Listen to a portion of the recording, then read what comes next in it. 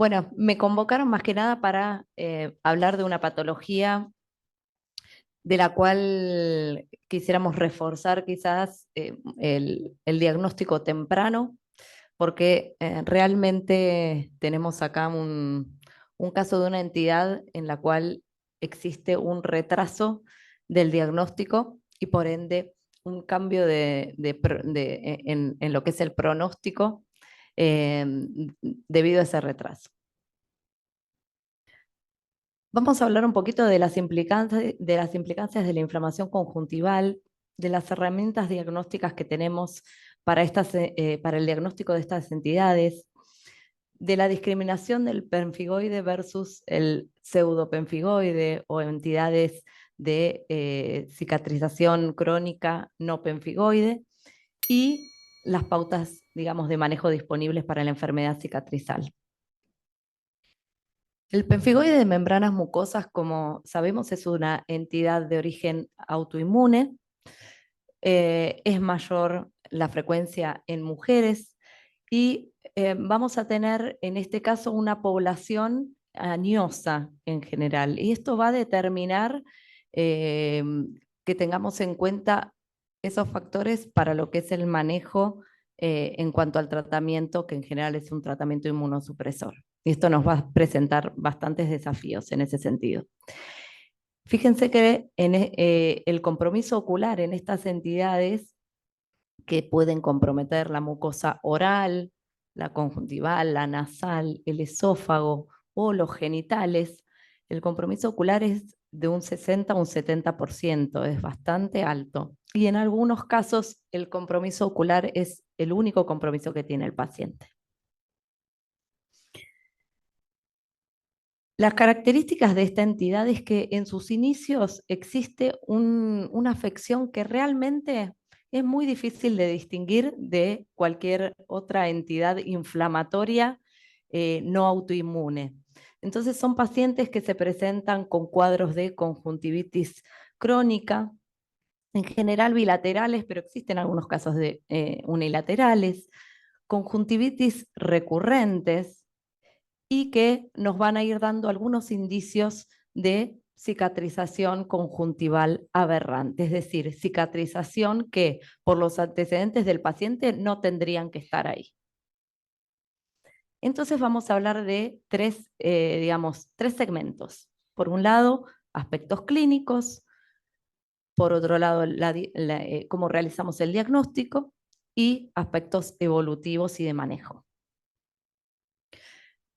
En primer lugar, vamos a tener que evaluar la conjuntiva en forma completa, ¿sí? Revisando siempre párpado inferior, párpado superior y, por supuesto, la relación de la conjuntiva palpebral con la vulvar.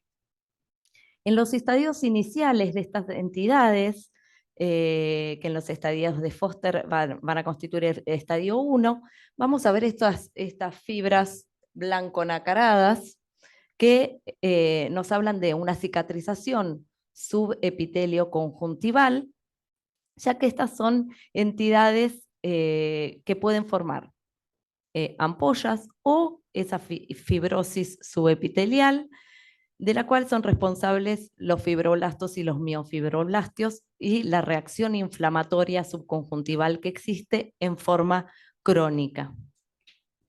Muchas veces son pacientes en los cuales empezamos a ver grados de cicatrización y que presentan quizás una conjuntiva tranquila o poco inflamada. Por eso, en muchos casos suele llamarse, digamos, el cuadro como una inflamación blanca, por así decirlo. Ahí tenemos que estar pendientes o alertas también. En un estadio más avanzado ya empieza a haber acortamientos de fondos de saco conjuntivales, ¿sí? Con pérdida de ese receso entre la conjuntiva vulvar y la conjuntiva palpebral.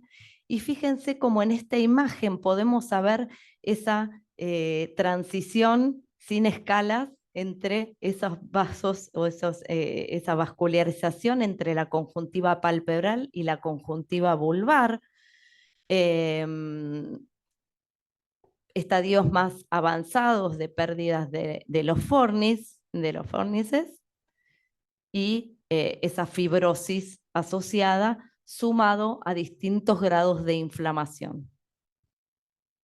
Ya en un estadio más avanzado vamos a ver pliegues que van entre la conjuntiva palpebral a la conjuntiva vulvar o incluso pliegues de simbléfaron que unen la carúncula con la conjuntiva vulvar, ¿sí? Como ven aquí, y que pueden llegar a esto. Y esto realmente es una catástrofe para el ojo. O sea, si un paciente en una entidad de este tipo, progresiva, sin tratamiento, llega a estos estadios, ya tenemos, digamos, la batalla prácticamente en gran parte perdida.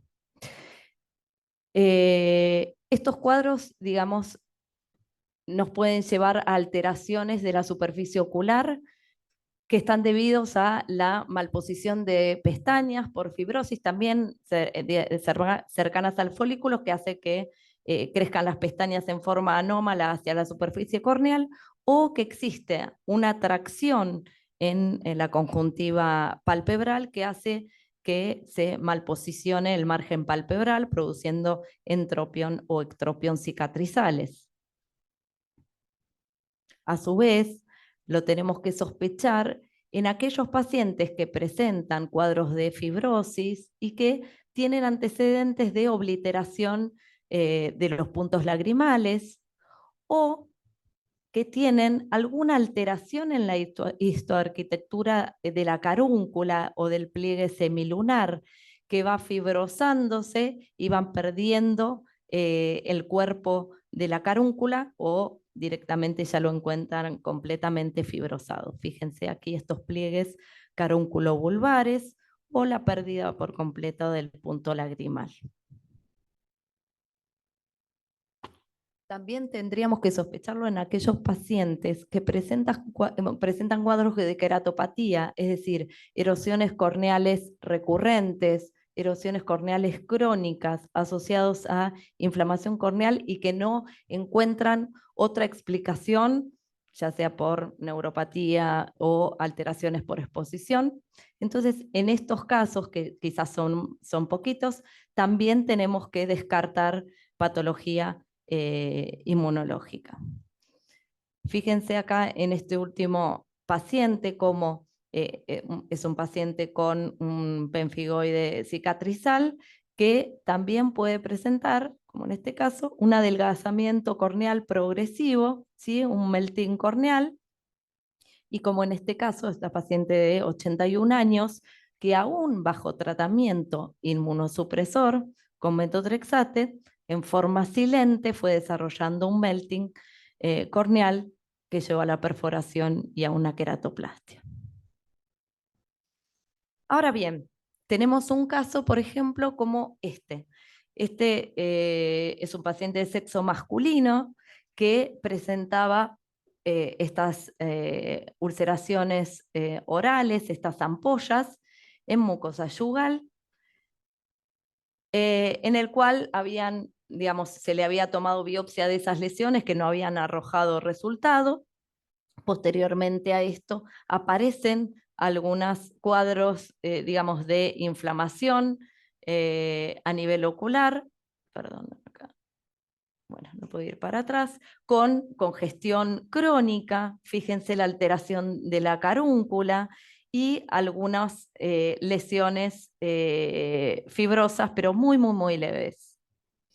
Tomamos la muestra de biopsia entonces, que ya vamos a ver cómo realizamos, y en este caso se realiza el diagnóstico de pemfigoide de membrana mucosa con compromiso oral y conjuntival. Entonces, ¿cómo hacemos el diagnóstico certero de estas entidades? El diagnóstico se realiza mediante la biopsia de conjuntiva que lleva el proceso, digamos, de histopatología, pero por otro lado lleva una inmunomarcación, es decir, una inmunofluorescencia directa para encontrar esos complejos antígeno-anticuerpo en la membrana basal conjuntival, Lo que ven aquí marcado en forma lineal, con fluorescencia, son depósitos ya sea de IgG, IgA, IgM o C3, complemento C3 o C4 en la membrana basal conjuntival, y es lo que tenemos que intentar buscar con un anatomopatólogo especializado en estas entidades.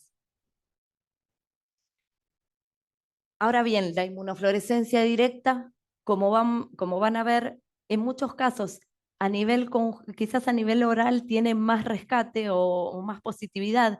La biopsia e inmunofluorescencia de la conjuntiva arroja resultados variables en muchos casos. Está descrito en la literatura, fíjense, una sensibilidad del 70 al 80% para las biopsias tomadas de mucosa yugal, pero una variabilidad de 30 a un 80% en lo que es la sensibilidad de las biopsias de conjuntiva. Y acá tenemos un desafío porque tenemos menor sensibilidad y por otra parte, cada vez que tomemos una muestra de conjuntiva, por el mismo trauma quirúrgico podemos desencadenar nueva cicatrización aberrante. Entonces, la idea es que sepamos cómo aumentar el rédito de esa biopsia inicial. Y ese es el punto que vamos a tocar.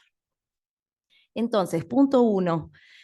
A ese paciente que le están planificando una biopsia, van a limitarle la exposición al corticosteroide, ¿sí? Los corticoides bajan la sensibilidad de la inmunofluorescencia directa, entonces un mes antes van a suspender el corticoide, cualquier tipo digamos, de superficie, por supuesto, ¿no?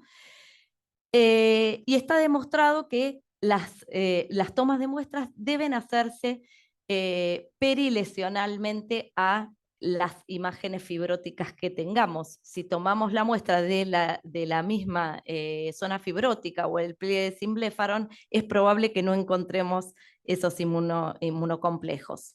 Entonces, se ha demostrado que las muestras idealmente tienen que ser de conjuntiva inflamada, si existe, y perilesional a la fibrosis.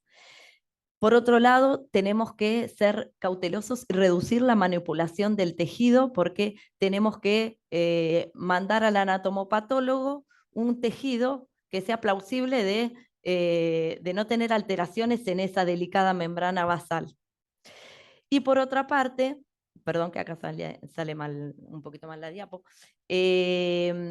lo ideal es hacer el examen en fresco, es decir, hacer el examen, digamos, y extender esa muestra, en general en algún material, digamos, no poroso, extender esa conjuntiva y directamente mandar en frío, bien posicionado, dentro de algunas horas, hasta 24 horas, ese tejido. Y por otra parte, también se demostró que en los casos en los que tenemos una fuerte sospecha y tenemos negatividad de la inmunofluorescencia directa, podemos hablar con el anatomopatólogo y solicitar inmunoperoxidasa, que es una técnica mucho más laboriosa, pero que nos permite aumentar incluso la sensibilidad un poquito más. No en todos los pacientes lo vamos a poder hacer, pero en los casos que es mandatorio, porque lo sospechamos muy fuerte.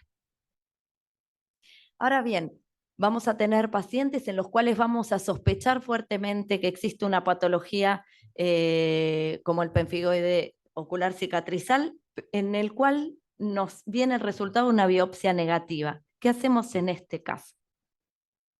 Fíjense, por ejemplo, esta paciente de unos 70 años, con antecedentes de cirugía de vías lagrimales con colocación de tubo de Jones, que presenta múltiples cicatrices, ¿sí? En conjuntiva inferior y superior, algo de alteración a nivel calucular y un estadio Foster 3 con estos pliegues de Symblepharon, acá más fibrosis.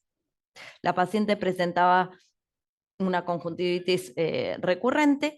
Ya en 2015 había tenido una biopsia inicial negativa y en 2017 una nueva biopsia negativa.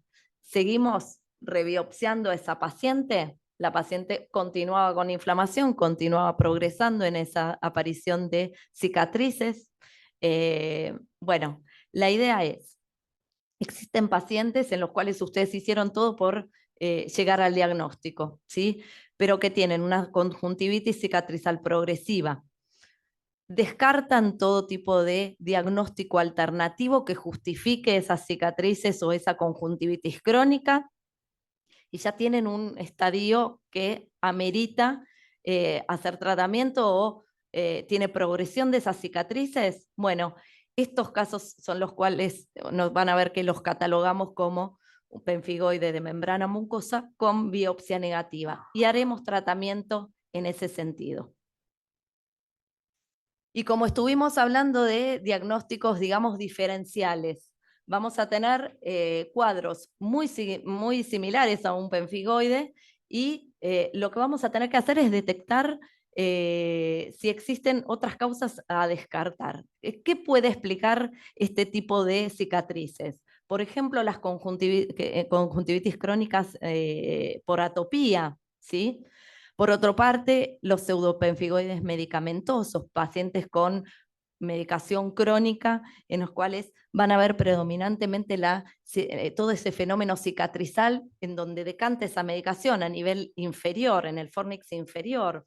Pacientes con antecedentes de trasplante de médula ósea que hacen una enfermedad injerto versus huésped y que hacen conjuntivitis crónicas y muchas veces cicatrizales o cuadros de ojo seco muy severos, injurias por radiaciones, la rosácea, la queratoconjuntivitis por rosácea o los síndromes de Sjögren en algunos casos pueden dar este tipo de cicatrices. Por supuesto, descartar que no haya tenido una conjuntivitis adenoviral pseudomembranosa que justifique ese cuadro, o también, como en este caso, una sarcoidosis.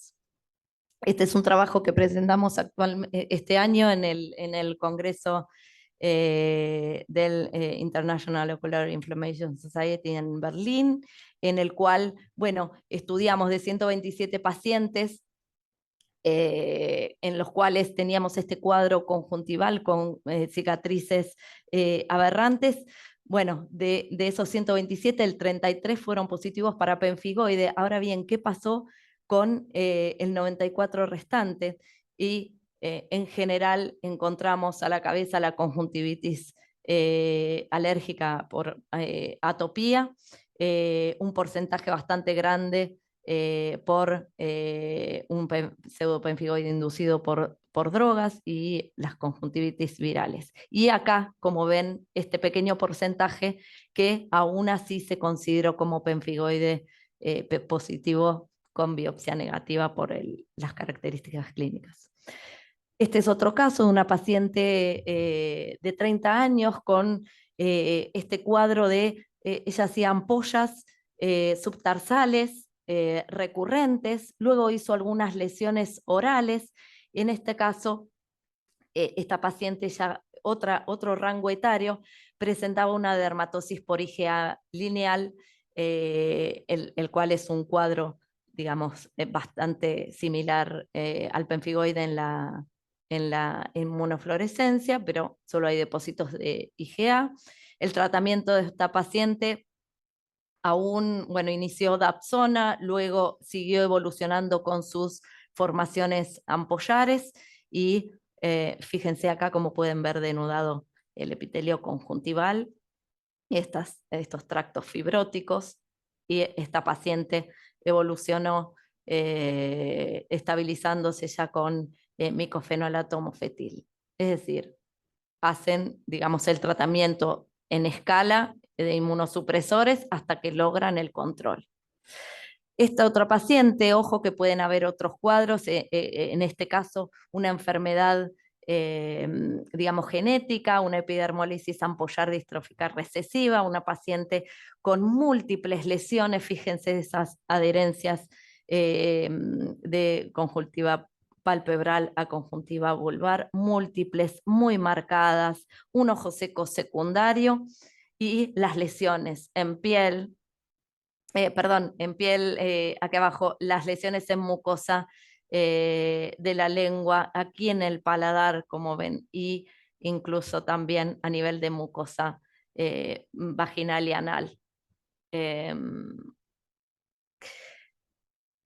¿Qué vamos a tener en cuenta entonces para lo que es el pronóstico? ¿Cuáles son las implicancias de la inflamación conjuntival? Es decir, en un inicio vamos a tener a un paciente con, digamos, cuadro conjuntival irritativo, fotofobia en algunos casos, dolor crónico, todo lo que es secundario a la alteración del margen de los párpados y a su rotación, la triquiasis. Vamos a tener seguramente un ojo seco secundario. Acá lo que hay es una inflamación crónica de la conjuntiva que lleva a una depresión de las células mucosecretantes o caliciformes y defectos epiteliales persistentes, ¿sí? Esta inflamación crónica va a llevar a un cuadro de deficiencia secundaria de stem cells y la potencial conjuntivalización y pérdida de visión. Y por otra parte, lo que también es de suma importancia es que en estos pacientes mal manejados, digamos, en lo inmunológico, vamos a tener mucha más tasa de falla de injertos. Entonces, el manejo terapéutico va a ser no solo hacer el tratamiento tópico de suprimir la inflamación en superficie, ya sea con corticosteroides, ¿sí? En general intentando controlar con esteroides de baja potencia, con ciclosporina a largo plazo, otra acrolimus, que es otra de las drogas que anda muy bien y sobre todo en estos pacientes que tienen mucha afección conjuntival y con cambios de queratinización conjuntival y otros agentes antiinflamatorios. Acá lo que va a ser mandatorio es comanejar con algún médico que los ayude a inmunosuprimir al paciente, ¿sí? De inicio, en general, muchos dermatólogos pueden tratar con Dapsona. En general, para lo ocular, digamos, pasamos a otra escala, ¿sí? Ya se considera un compromiso de mayor gravedad y la Dapsona también tiene sus toxicidades. Entonces, en general, escalamos a otro estrato. Vamos a ir a antimetabolitos. Usamos mucho el metotrexate, ¿sí? Eh, que es una droga que damos una vez por semana, que en general tenemos un buen control de la enfermedad en muchos casos con un buen perfil de seguridad. Y si no andamos bien con eso, en general pasamos a micofenolato mofetil. Si hay un cuadro muy, digamos, muy agudo, puede requerir corticoides de inicio como puente hasta usar un ahorrador de corticoides, sí, perfecto. Y la ciclofosfamida es una droga barata y que nos puede controlar los casos que están, digamos, con una inflamación, digamos, muy importante, muy difícil de controlar con otras drogas, con buena respuesta. Y si pasamos a agentes biológicos, en general acá tienen un buen lugar, sobre todo los anti-CD20 como el rituximab. Pero recordar, en este caso, en este tipo de pacientes, vamos a tener que ir a pensar en terapias sistémicas. Entonces, tener un buen manejo con el inmunólogo, reumatólogo, quien los ayude a incorporar este tipo de medicaciones con control, por supuesto. Y en segundo lugar, no perder de vista, digamos, no ver solo el árbol, veamos el bosque. Tenemos que darle calidad de vida a ese paciente, ¿sí? Mejorando las condiciones de superficie ocular. Son pacientes que los van a tener muy al lado suyo, con muchas molestias a largo plazo. Entonces, tratamiento lubricante, ¿sí? Clásicos, pero intentar usar lo mínimo de conservantes posible, bueno, secretores de mucinas, antiinflamatorios, etcétera. El soporte nutricional para aumentar la calidad de la lágrima, como en omega 3 o vitamina A, todo lo que es hemoderivado, suero autólogo o plasma rico en plaquetas, también nos ayuda con el ojo seco severo que manejan muchas veces. Estos pacientes muchas veces tienen disfunciones glandulares de meibomio asociada a toda la inflamación palpebral e incluso una queratinización del margen muy, muy acentuada. Por otra parte, intentemos bajar todo lo que sea toxicidad por otras enfermedades acompañantes, manejo antiglaucomatoso, etcétera. Hasta en algunos casos tienen que ir a SLT para bajar todo lo que sea toxicidades. Y por supuesto, luego de, por ejemplo, unos 3 a 6 meses de un tratamiento sistémico que controle la enfermedad, recién ahí podemos pensar en hacer lo que sea una cirugía de su entropión o una cirugía de catarata. En la cirugía, obviamente, se van a hacer las cirugías que limiten al máximo el toqueteo de la conjuntiva, ¿sí? Incisiones corneales y, por ejemplo, en manejo de entropión, que es una de las más frecuentes, el avance de la lamela posterior. Por supuesto, lente de contacto terapéutico, a veces depilación manual. Bueno, es un paciente que en inicio hay que enfriarlo y luego de enfriar ese cuadro, recién pensar en terapias quirúrgicas.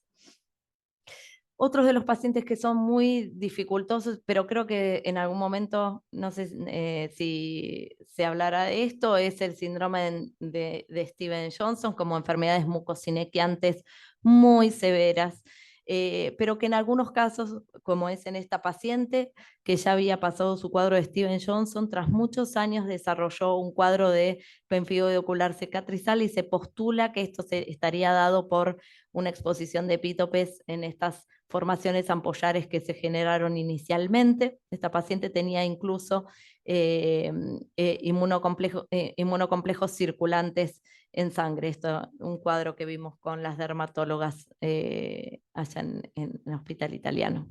Entonces, recordar a esta entidad como una patología cicatrizal que depleta las stem cells, ¿sí? Esto es lo que tenemos que intentar evitar con el conjunto de las patologías, digamos, de la arquitectura palpebral. Sospeche e intenta el diagnóstico certero y temprano. Recuerden, biopsia más inmunofluorescencia directa y contacto con el anatomopatólogo.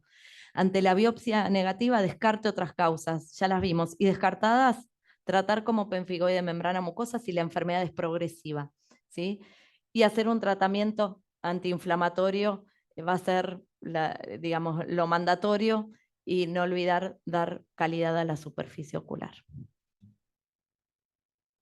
Muchas gracias. No sé si hay algo que quieran compartir o